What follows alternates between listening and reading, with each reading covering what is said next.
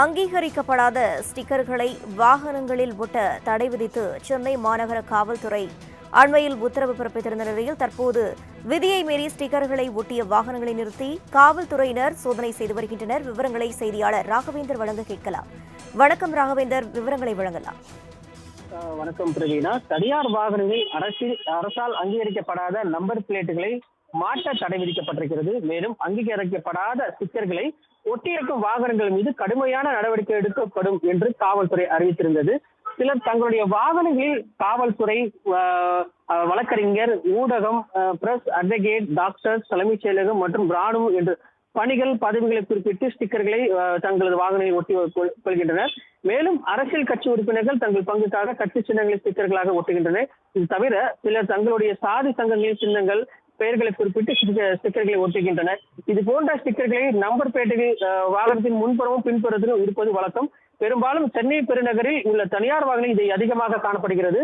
சாலை விதிகளை மீறும் போது காவல்துறை நடவடிக்கையில் இது தப்பிக்கவே இந்த முரண்பாடான செயலை செய்கின்றன என்ற குற்றச்சாட்டும் எழுந்திருக்கிறது.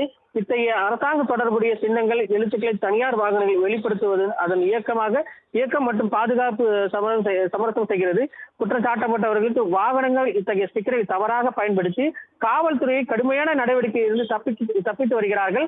இந்த உண்மையின் தீவிர தன்மையை கருத்தில் கொண்டு சென்னை பெருநகர காவல்துறை, போக்குவரத்து காவல்துறை சார்பாக தனியார் வாகனங்களில் உள்ள ஸ்டிக்கர்களை நீக்க மே 1 வரை கால அவகாசம் வழங்கியிருக்கிறது. மேலும் இவ்வித மீறல் ஈடுபடுபவர்கள் மீது மோட்டார் வாகன தடை சட்டத்தின் கீழ் 198 கீழ் வழக்கு பதிவு செய்யப்படும் என்று, வாகன தகட்டில் ஏதேனும் அங்கீகரிக்கப்படாத ஸ்டிக்கர்களை பயன்படுத்தினால் அவர்களுக்கு முதல் கட்டமாக 1500 ரூபாய் அபராதம் விதிக்கப்படும் என்று தெரிவித்திருந்தது. மீறினால் அதையும் மீறி செயல்பட்டால் 1500 ரூபாய் வரை அபராதம் விதிக்கப்படும் என்று தெரிவிக்கப்பட்டிருக்கு. இந்த நடைமுறைக்கு வழக்கறிஞர்கள் சங்கம் சார்பாக, பார் கவுன்சில் சார்பாக சில எதிர்ப்புகள் தெரிவித்திருந்த பொழுதும் தங்களுக்கு உரிய ஒரு அங்கீகாரம் வேண்டும் என்றும் அவர்கள் தரப்பில் தெரிவிக்கப்பட்டிருக்கு. எனினும் இன்று இந்த வாகன தடை, அதாவது அந்த வாகனங்கள் ஸ்டிக்கர் ஓட்டியிருந்தால் அவர்களுக்கு முதல் கட்டமாக போலீஸ், காவல்துறை சார்பாக ஏதாவது ஸ்டிக்கர் ஓட்டியிருந்தால் அவர்கள் மீது நடவடிக்கை எடுக்கப்பட்டு வருது.